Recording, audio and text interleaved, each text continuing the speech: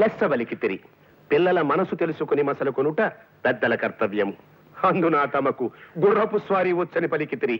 అశ్వాన్ని అధిరోహించగల తమతో బియ్యమందుకొనుట మాకెంతయో ముదావహము. తమరు కాసింత నిశివర్ణోస్నోదకము స్వీకరింతురా. నిశివర్ణ ఏమిటండిది? అటువంటి మాటలు వాడి వారిని బెదరగొట్టుకున్నా. మామూలుగా మానవ భాష వాడు. ఆ నిశివర్ణోస్నోదకమును ఆంగ్లమున కాఫీ ఎందురు. అది నువ్వు తెలియదు మనకు, మన శ్రాద్ధము. చూడండి, మనం పెళ్లి గురించి మాట్లాడుకుంటున్నాం కదా, ఇప్పుడు శ్రాద్ధాల గోలు ఎందుకులేండి. వాటిని గురించి సాయంత్రం మనం వాకింగ్ చేస్తూ మాట్లాడుకుందాం. అలాగుననే ఈ శుభ సందర్భమున నోటిని తీపి చేయుడు.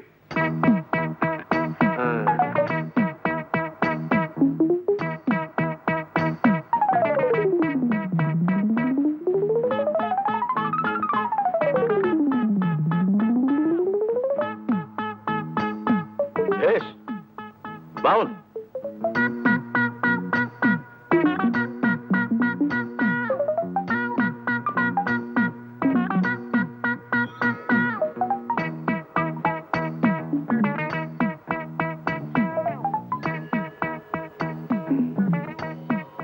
ఏమిది? ఎవరితడు? సునక లక్షణ సంజాతుల వెళ్ళనున్నాడు. ఒట్టే చెప్తున్నాను సార్, మీరు అన్న మాటలో ఒక్క ముక్క నాకు అర్థం కాలేదు. అదే నీకు కుక్క లక్షణం ఉందేమిటని అడుగుతున్నారు. క్షమించాలి సార్, అదొక్కటే నా వీక్నెస్. సరి సరి. ఈ శుభలగ్న మీ పుత్రిక చిరంజీవి సౌభాగ్యవతి పద్మావతిని మా సుంఠ ఆనందమోహన్ ధర్మపత్నిగా స్వీకరించుటకు మా సమ్మతము తెలియపరచుచుంటిమి. శుభం భూయాత్.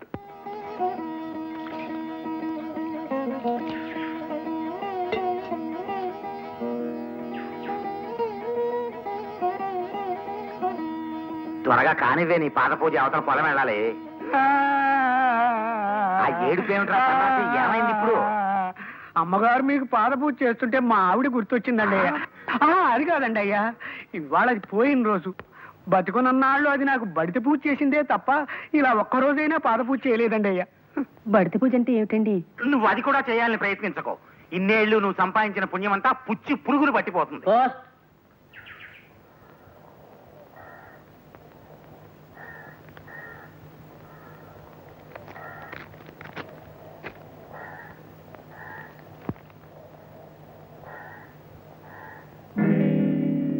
చూసావా సుభద్ర, నేను వద్దన్న పనే చేస్తున్నాడు పాండు.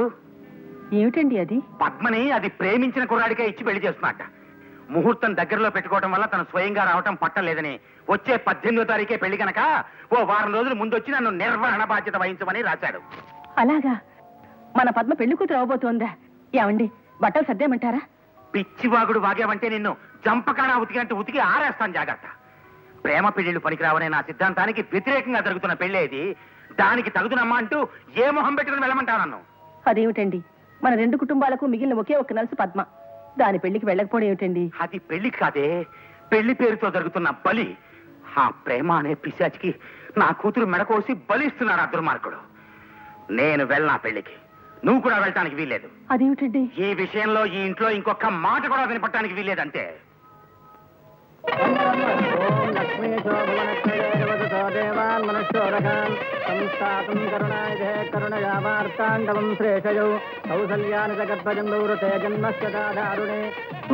పాండురంగరావు గారిని పిలవండి. ఏమండి, రండి, అవతల ముహూర్తానికి టైం అవుతుందట. అన్నయ్య కోసం చూస్తున్నాను. ఆయన కూతురు పెళ్లికి ఆయన రాకపోవడం ఏమిటి?